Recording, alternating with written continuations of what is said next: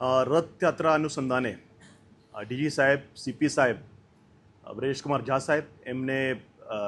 અલગ અલગ ટીમોને સૂચના આપી હતી કે જે ગેરકાયદેસર વેપન છે એ પકડી પાડવામાં આવે અને જે હથિયારનો વેપલો કરે છે એ આરોપીઓ ઉપર કંટ્રોલ લાવવામાં આવે એ સૂચનાના આધારે પીસીબી પીઆઈ છે MR Gondaliya, PSI Jadeja, PSI Trajiya તેમજ એમના માર્ગદર્શન હેઠળ હેડ કોન્સ્ટેબલ કુલદીપસિંહ જાડેજા, વિજયભાઈ તેમજ યુવરાજસિંહ રાણા એમને બાતમી મળી હતી કે એક શકીલ ભાઈ છે જે એમપી રહે છે એ ચોટીલાના દર્શન ઉર્ફે ગાવસ્કર તેમજ પ્રદીપભાઈ અને જયસુખભાઈ એમને હથિયાર આપે છે અને એ ફર્ધર આખી સૌરાષ્ટ્રમાં વેપન કાર્ટેલનો ધંધો કરે છે.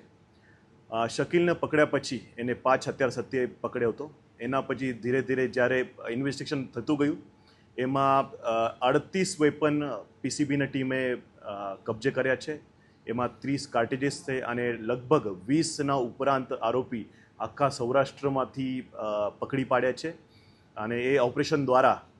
આખા સૌરાષ્ટ્રના જે વેપનનો વેપલો કરે છે, જે કાર્ટેલ છે, એની કમર તોડવામાં પીસીબીને બહુ મોટી સફળતા મળી છે.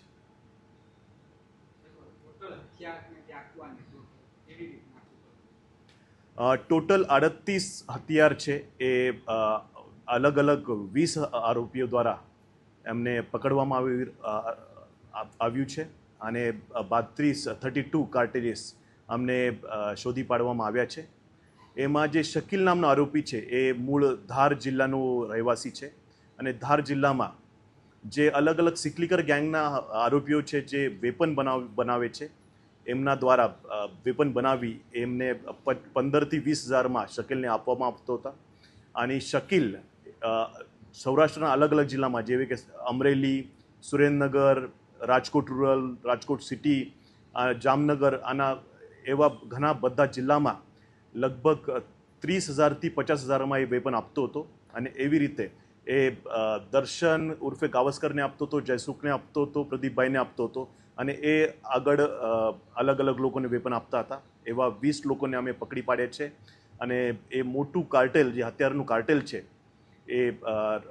પકડવામાં રાજકોટ શહેર પોલીસને મોટી સફળતા મળી છે.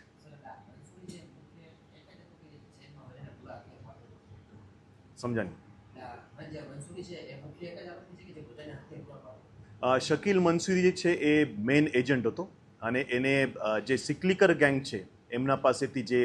ધાર જિલ્લાની ફેમસ સિકલીકર હથિયાર બનાવવા માટે ફેમસ ગેંગ છે એમના પાસે ખરીદેલું છે અને આગળની જે ઇન્વેસ્ટિગેશન છે અને અરેસ્ટ છે એના શકીલના આગળ પણ એમની તપાસ કરવામાં આવશે અને એમને અરેસ્ટ કરવામાં આવશે.